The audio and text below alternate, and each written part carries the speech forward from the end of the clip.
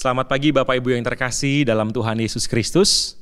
Kita bersyukur kalau hari ini Tuhan berikan kesempatan kembali buat kita untuk datang, berdoa, mendengar firman, dan kembali boleh menjalani hidup bersama dengan Tuhan di pagi hari ini.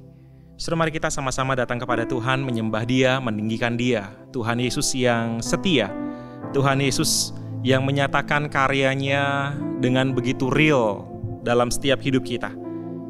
Bukan sekedar masalah berkat demi berkat tiap hari, tapi Dia adalah Tuhan yang mengampuni, Dia adalah Tuhan yang memperbaharui hidup kita.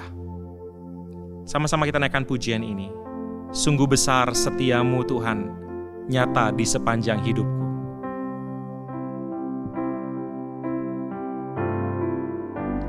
Sungguh besar setiamu, nyata di sepanjang hidupku. Darah-Mu telah layakkan kehidupanku.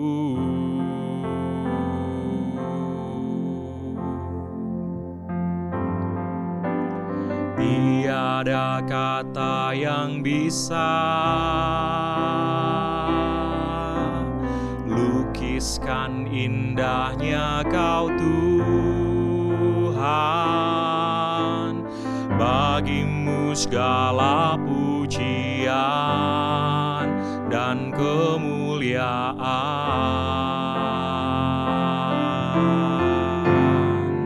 Ku tinggikan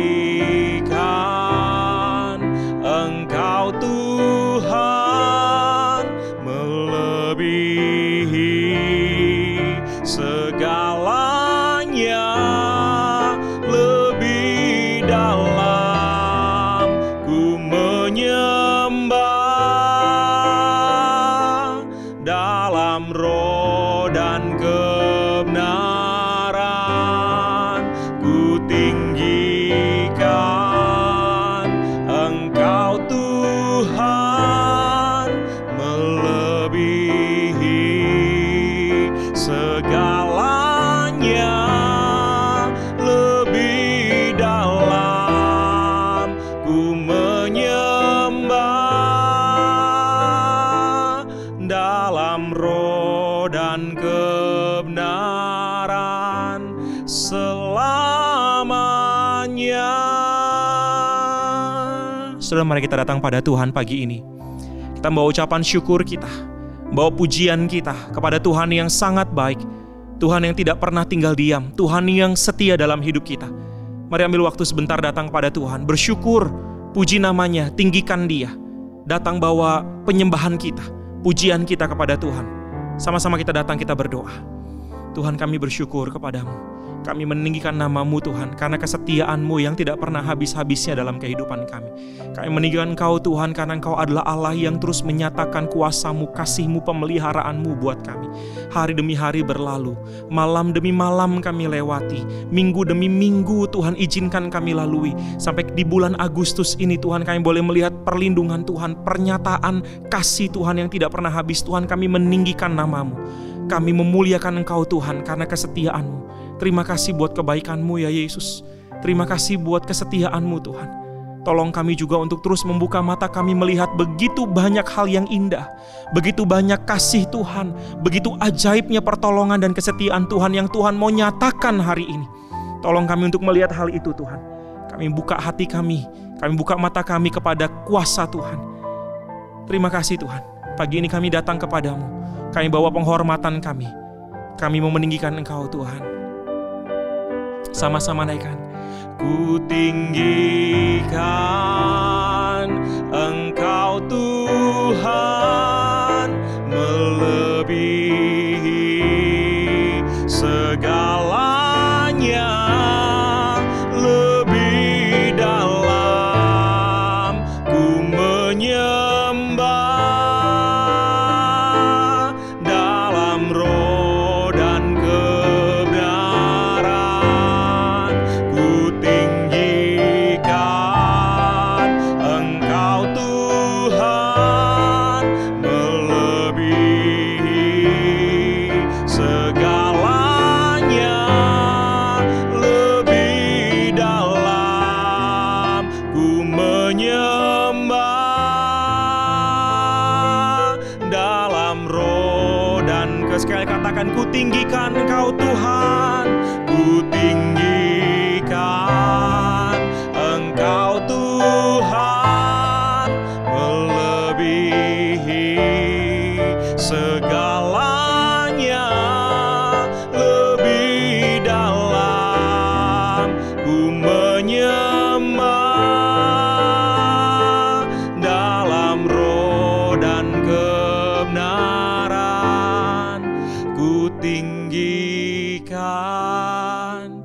Engkau Tuhan melebihi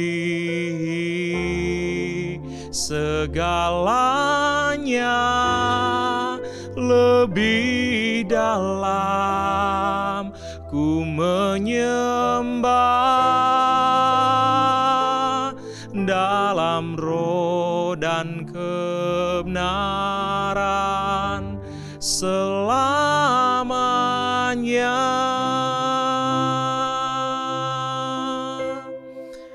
Tuhan yang kita sembah adalah Tuhan yang mulia. Tuhan menyatakan kuasa-Nya, kasih-Nya dengan tidak habis-habisnya.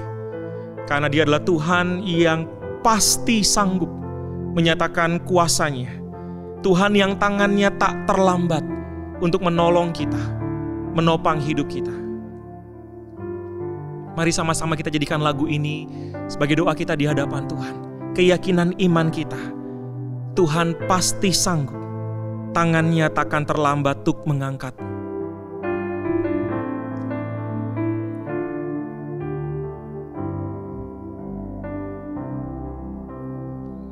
Kuatkanlah hatimu.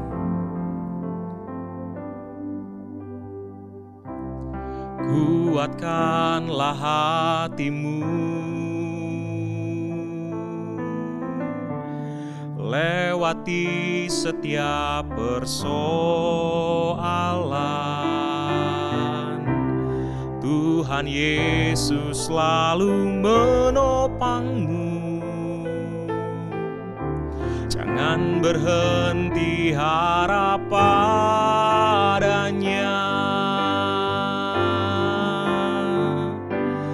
Tuhan pasti sanggup. Tangan-Nya takkan terlambat untuk mengangkatmu. Tuhan pasti sanggup. Percayalah, Dia tak tinggalkanmu. Tuhan pasti sanggup.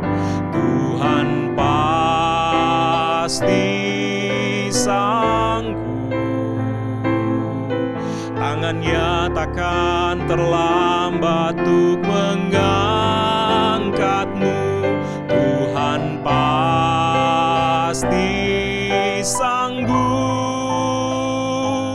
Percayalah, Dia tak tinggalkanmu. Sudah, mari hari ini kita datang pada Tuhan. Mari kita bawa segala pergumulan kita. Kalau ada hal yang mengganggu hati saudara, hal-hal yang membuat hati saudara rasa tidak damai, tidak tenang, karena ada pergumulan tentang keluarga, tentang pekerjaan, sakit penyakit, masalah pertumbuhan iman, dosa yang terus mengekang kita. Saudara, biar lagu ini ingatkan kita, Tuhan sanggup, Tuhan pasti sanggup. Mari ambil waktu sebentar di hadapan Tuhan. Mari bawa segala pergumulan kita datang kepada Tuhan, berdoa saudara. Ambil waktu berdoa di hadapan Tuhan.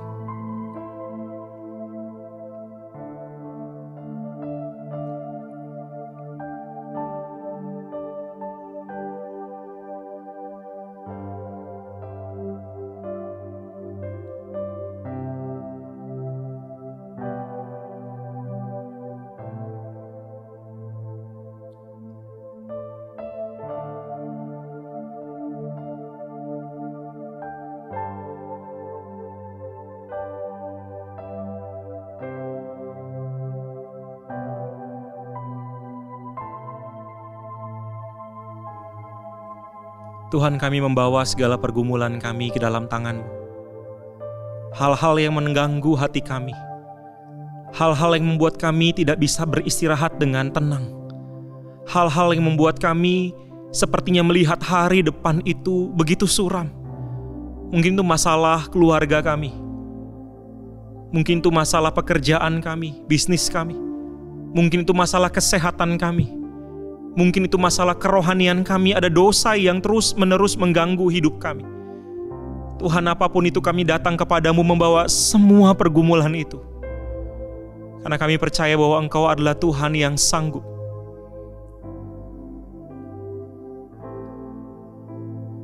Kami menanti jawaban-Mu Tuhan. Nyatakanlah kuasa-Mu ya Tuhan. Mari dengan lembut kita naikkan pujian ini. Dengan lembut jadikan lagu ini sebagai doa. Tuhan pasti sanggup, tangan-Nya takkan terlambat untuk mengangkat-Mu. Tuhan pasti sanggup, percayalah, Dia tak tinggalkan-Mu.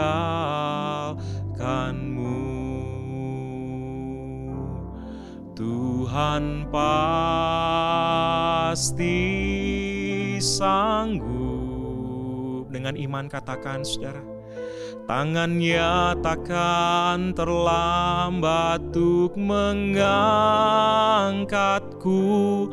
Tuhan pasti sanggup, percayalah, Dia tak tinggalkan-Mu. Dengan segenap hati sekali katakan, Tuhan pasti sanggup, tangan-Nya takkan terlambat untuk mengangkatku. Tangan-Nya takkan terlambat untuk mengangkatku. Tuhan pasti sanggup, percayalah, Dia tak tinggalkan-Mu. Percayalah, percayalah, Dia tak tinggalkan-Ku. Percayalah, percayalah, Dia tak tinggalkan-Ku.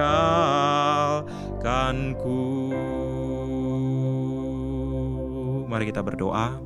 Kita mau mendengar firman Tuhan. Mari sama-sama kita memohon Tuhan berbicara kepada kita. Tuhan, kami mau mendengar firman-Mu pagi ini. Kami memohon belas kasihan Tuhan sekali lagi berbicara kepada kami. Kami mohon Tuhan sekali lagi mengutarakan isi hati Tuhan, sehingga kami boleh mengerti apa yang Tuhan inginkan untuk kami kerjakan satu hari ini, bahkan sampai akhir hidup kami. Doa kami Bapa, berbicaralah dalam keadaan kami masing-masing. Sekali lagi nyatakan isi hati-Mu. Pakailah hamba-Mu dengan segala keterbatasan untuk menjadi kemuliaan bagi nama Tuhan. Demi Kristus Allah yang hidup kami berdoa. Amin. Bapak Ibu yang terkasih, mari kita buka bagian firman Tuhan dari Yeremia pasal yang ke-30 ayat 1 sampai 3 dan ayat 8 sampai dengan ayat yang ke-9. Yeremia pasal 30 ayat 1 sampai 3 dan 8 sampai 9. Demikian firman Tuhan. Firman yang datang dari Tuhan kepada Yeremia bunyinya, beginilah firman Tuhan Allah Israel. Tuliskanlah segala perkataan yang telah kufirmankan kepadamu itu dalam suatu kitab. Sebab sesungguhnya waktunya akan datang, demikianlah firman Tuhan, bahwa aku akan memulihkan keadaan umatku Israel dan Yehuda, firman Tuhan. Dan aku akan mengembalikan mereka ke negeri yang telah kuberikan kepada nenek moyang mereka, dan mereka akan memilikinya.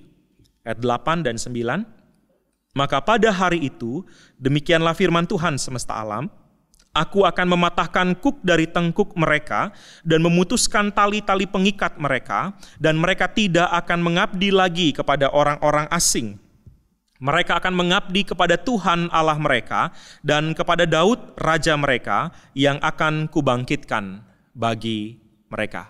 Demikian jauh pembacaan firman Tuhan. Bapak Ibu yang terkasih di dalam Tuhan Yesus Kristus, janji adalah hal yang sangat biasa kita ucapkan. Tidak sedikit dari kita yang tahu betapa berharganya janji. Sehingga mungkin membuat kita sangat sulit untuk mengucapkan janji. Karena kita tahu kalau sudah mengatakan itu adalah sebuah janji, maka ada beban tertentu yang kemudian kita sadari itu menempel dalam jiwa kita dan mau tidak mau kita harus genapi janji itu. Tapi ada orang-orang juga saudara yang dengan mudah menggunakan janji untuk memanipulasi orang lain. Menggunakan janji untuk mencari keuntungan buat diri sendiri. Menggunakan janji untuk kemudian melakukan berbagai hal yang mereka inginkan tanpa peduli akan kehidupan orang lain. Saudara, dalam kitab yang kita baca, yaitu kitab Yeremia, saudara, kata-kata yang Tuhan ucapkan di sini adalah janji. Dan ketika Tuhan berjanji, saudara, Tuhan tidak sembarangan berkata-kata.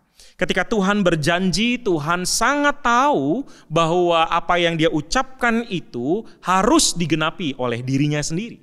Saudara, karena dia adalah pribadi yang tidak sembarangan berbicara, dia adalah Tuhan yang ketika dia mengucapkan janji, maka pasti akan dia genapi. Saudara, menariknya janji ini diucapkan Allah di tengah-tengah Israel pada waktu itu sedang dibuang.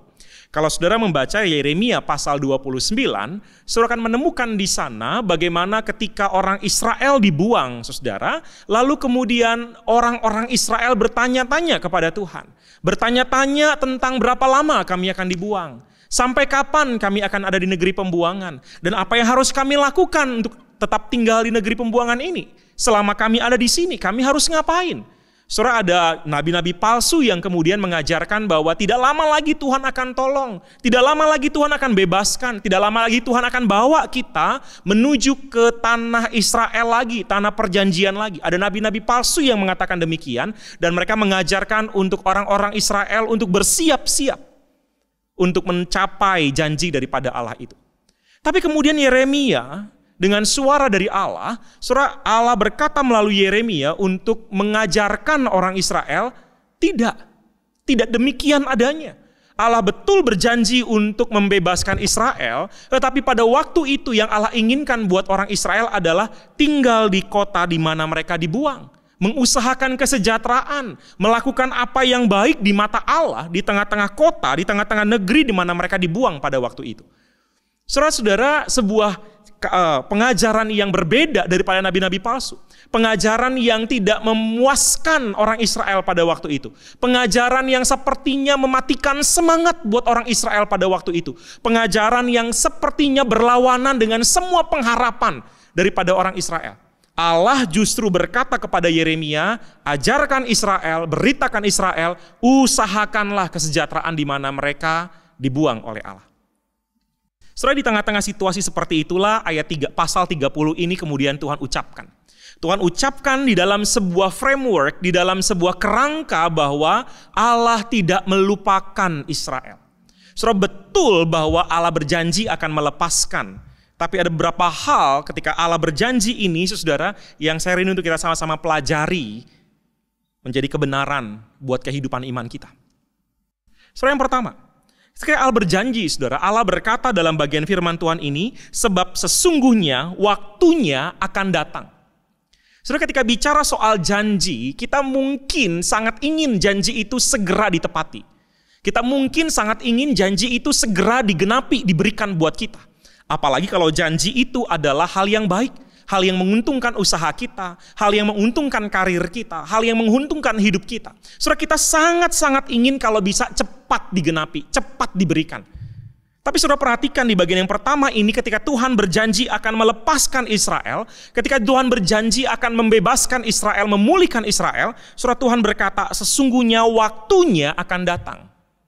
Saudara, ini sebuah janji atau sebuah kalimat tentang waktunya akan datang, penggenapan janji yang akan datang itu tidak ada detailnya, tidak ada spesifiknya kapan, tapi jelas Allah berkata waktunya akan datang.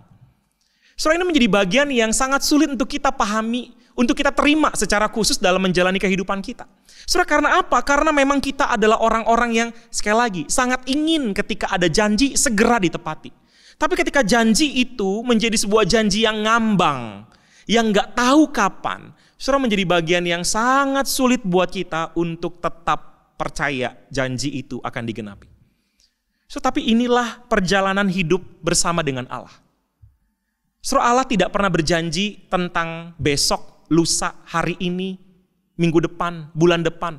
Kalau temukan di dalam bagian-bagian Alkitab, selalu janji Allah itu tidak berbicara tentang spesifik waktunya kapan. Tapi Allah akan selalu menyatakan kepada kita waktunya akan datang. Di tengah-tengah waktunya Allah, bukan waktunya kita. Di tengah-tengah agendanya Allah, bukan agendanya kita. Di tengah-tengah rancangannya Allah, bukan rancangannya kita. Dan disinilah saudara menjadi kalimat yang penting buat kita ketika kita menjalani hidup bersama dengan Allah yang berjanji bahwa penggenapan itu hadir bukan didasarkan pada agenda kita. Saudara, sangat sulit, tidak mudah. Karena kita mungkin sudah punya langkah-langkah dalam membangun hidup. Ada agenda yang kita harus jalani. Tapi berjalan bersama dengan Tuhan adalah perjalanan untuk selalu berkata, bukan rencanaku, tapi rencanamu. Bukan agendaku, tapi agendamu Tuhan. Bukan waktuku, tapi waktumu Tuhan. Ini adalah perjalanan hidup yang harus kita jalani sampai kita berjumpa dengan Tuhan. Karena di tengah perjalanan hidup dengan hati yang demikian, kita sebenarnya sedang mengaku bahwa saya bukan pemilik hidup ini. Saya bukan pemilik waktu ini. Tuhanlah yang empunya hidup saya. Maka terserah Tuhan kapan mau genapi janji. Terserah Tuhan kapan mau bereskan masalah bisnis saya, masalah keluarga saya, masalah kesehatan saya. Terserah Tuhan kapan waktunya. Bagian saya adalah percaya waktunya akan datang. Mungkin bukan di bumi ini saya menikmati kelepasan dari pergumulan saya. Mungkin bukan di dunia ini saya menikmati jawaban doa dari pergumulan saya. Tapi mungkin pada waktu saya di surga nanti, saya bisa menemukan seluruh kesempurnaan jawaban doa, pengharapan, janji dan penggenapan yang Allah berikan buat saya. Saudara, perjalanan iman kita adalah perjalanan iman yang seperti itu. Di tengah suara dari dunia yang mengharuskan kita mengikuti langkah demi langkah yang kita rancang sendiri, yang dunia rancang untuk kita. Bagian kita adalah berkata, tidak. Hidupku milik Tuhan. Penggenapan daripada semua janji Tuhan di waktunya Tuhan. Jawaban dari semua doa dan pergumulan saya, terserah Tuhan. Dan saya percaya waktunya akan datang. Yang kedua, saudara, perjalanan iman kita tentang janji Allah, menghadapi janji Allah bukan cuma sekedar percaya waktunya akan datang. Bagian kedua, saudara perhatikan bahwa ketika Allah berjanji, saudara, Allah adalah pribadi yang secara inisiatif mengerjakannya. Saudara, kalau saudara menemukan dalam bagian ini, ayat 1, 2, 3, 8, dan 9, saudara, berkali-kali Tuhan menggunakan kata aktif di sana. Dikatakan Tuhan akan memulihkan, Tuhan akan mengembalikan mereka, yaitu orang Israel. Tuhan akan mematahkan kuk dari tengkuk mereka. Tuhan akan memutuskan ikatan yang mengikat mereka.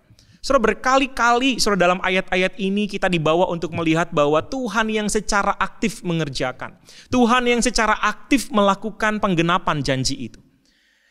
Saudara, di bagian yang kedua ini saya rindu bahwa kita melihat bahwa Allah yang kita sembah bukan sekedar Allah yang berjanji, tetapi Allah yang mengerjakan pekerjaannya dengan aktif di dalam inisiatifnya dia. Saudara, memang kita tidak melihat karya Allah yang membuka jalan itu langsung dalam kehidupan kita. Memang kita mungkin tidak melihat cara Allah yang menyembuhkan badan kita, tubuh kita secara cepat begitu ya. Mungkin kita tidak melihat tentang tangan Allah yang langsung membereskan pertengkaran, permusuhan, dendam, kemarahan, sakit hati, kekecewaan, dan semua hal yang terjadi. Kita mungkin gak ngelihat itu, saudara. Mungkin itu sesuatu yang ada di balik layar, yang kita sampai sekarang gak pernah bisa perhatikan itu. Tapi perhatikan bagaimana Allah berfirman dalam bagian ini, bahwa dia adalah pribadi yang secara aktif memulihkan, mengembalikan, mematahkan, memutuskan, melakukan semua yang baik bagi orang-orang Israel di zaman itu. Dan kita melihat penggenapannya, bukan? Bahwa Allah memang mengerjakan hal yang demikian. Allah memang pada akhirnya membawa Israel kembali ke tanah Kanaan, ke tanah perjanjian. Allah memang pada akhirnya membawa mereka untuk menikmati lagi hidup bersama dengan Allah di tanah perjanjian tersebut. Maka dalam bagian yang kedua ini, saya rindu bahwa kita untuk kembali mengingat bahwa Allah yang kita sembah adalah Allah yang sampai sekarang terus bekerja. Maka kalau Allah yang kita sembah adalah Allah yang secara aktif, secara inisiatif terus bekerja, maka pertanyaannya buat kita adalah, apakah kita berdiam diri, saudara? Apakah kita kemudian juga tidak melakukan apa-apa? Apakah kita kemudian hanya sekedar menanti dan berpangku tangan? Saudara, jawabannya tidak. Kalau saudara tadi mengingat bagaimana Allah menyuruh Israel untuk mengusahakan kesejahteraan di kota di mana mereka Allah buang, saudara, itu menjadi sebuah hint, menjadi sebuah sinyal atau tanda bahwa ketika Allah bekerja untuk menggenapkan janjinya, Dia juga menginginkan kita untuk melakukan bagian kita. Saudara, menjadi orang Kristen yang percaya kepada kedaulatan Allah tidak sama dengan berdiam diri. Kita terus melakukan apa yang kita tahu itu baik di mata Allah, itu benar di mata Allah. Kadang-kala yang Allah inginkan untuk kita kerjakan adalah hal-hal yang mungkin gak masuk di akal kita. Dan itu yang Allah seringkali kemudian tolong kita untuk lakukan. Ketika Tuhan Yesus Kristus ngajarin kita, apakah engkau mau jiwamu mendapatkan kedamaian? Tuhan justru berkata, datang kepada Yesus. Pikul beban yang Tuhan Yesus berikan. Tuhan bukan bilang berdiam diri lalu gak pikul beban apa-apa lagi. Enggak, saudara. Bahkan ketika kemudian kita diajarkan bagaimana memiliki relasi yang baik, jawabannya adalah ampuni dan ampuni. Dalam kerendahan hati, saling menghormati, bukan berdiam diri untuk memiliki relasi yang baik. Saudara, bagian-bagian yang Allah ingin untuk kita kerjakan adalah hal-hal yang seringkali tidak masuk di akal. Tetapi Allah mau kita terus bekerja di dalam kebenaran, di dalam kebaikan, dengan hati yang percaya. Allah juga sedang bekerja. Allah yang aktif, Allah yang berinisiatif menjadi teladan buat saya untuk aktif dan inisiatif melakukan bagian saya. Bukan sekedar mengulangi hal yang sama berkali-kali, tapi di dalam ketekunan, kerendahan hati mencoba mengerjakan apa yang benar, apa yang baik di mata Allah. Bagian yang ketiga, yang terakhir. Saudara, ketika Allah menggenapi janjinya melakukan perbuatan yang ajaib, saudara, ini bukan untuk kebahagiaan Israel. Ini bukan untuk kejayaan Israel. Ini bukan untuk kehebatan nama besar Israel, bukan. Kalau saudara menemukan di ayatnya yang ke-9, saudara akan menemukan di sana bagaimana Allah menunjukkan kepada kita kenapa Allah memulihkan mereka. Kenapa Allah membebaskan mereka? Kenapa Allah melepaskan mereka dari segala ikatan dan belenggu? Ayat 9 katakan, karena mereka akan mengabdi lagi kepada Tuhan. Mereka akan kembali berelasi dengan Allah.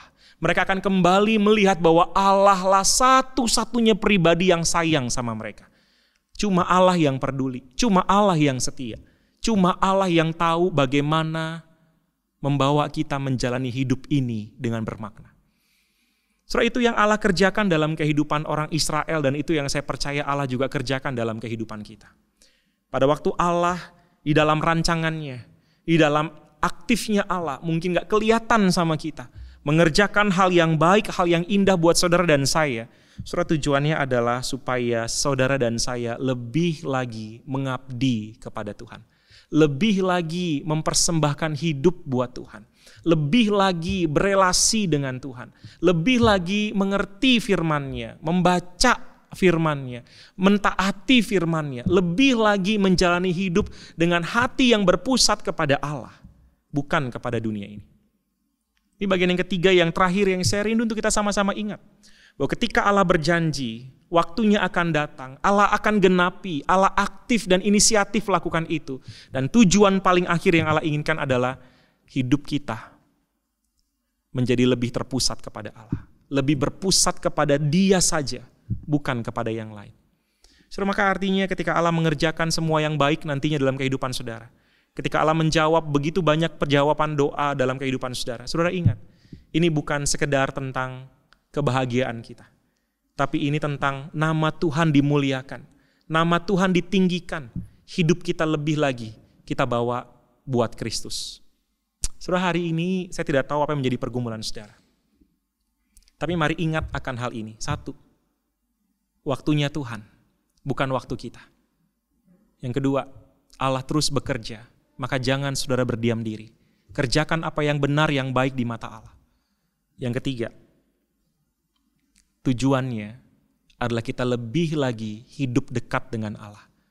Tujuan pertolongan Tuhan bukan tentang kenyamanan, bukan tentang kebahagiaan kita, tapi tentang hidup kita yang semakin berpusat kepada Kristus.